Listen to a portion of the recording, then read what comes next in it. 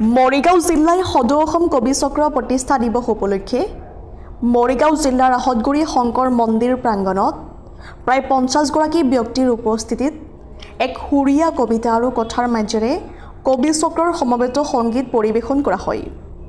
উক্ত অনুষ্ঠানত সদৌ অসম কবি চক্ৰৰ সভাপতি ধীৰেন বৰা উপস্থিত থাকি তেওঁ সাৰুৱা ভাষণ প্ৰদান কৰি স্বৰচিত কবিতাসমূহ 4টা ভাষাত উলিয়াই এখন কবিতা পুথি প্ৰকাশ কৰাৰ কথা ব্যক্ত কৰে।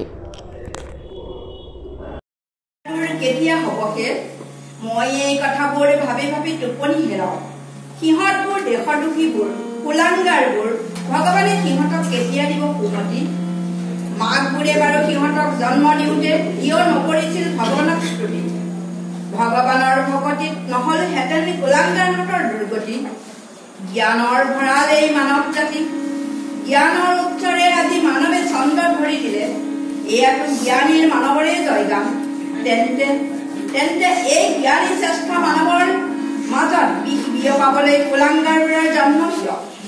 নাঙত সেই মানৱৰ পৰা আজি শিক্ষিত সমাজ, কিন্তু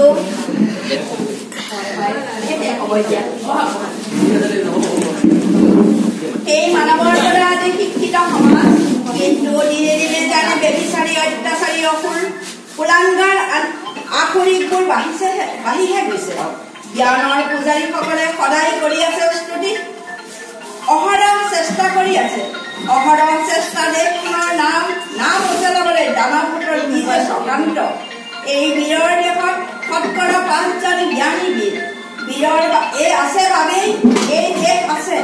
মই কুলাংগাৰ হত সেইবাবেই আজি ক্ষত বিক্ষত ছিন্ন বিচ্ছিন্ন তহত।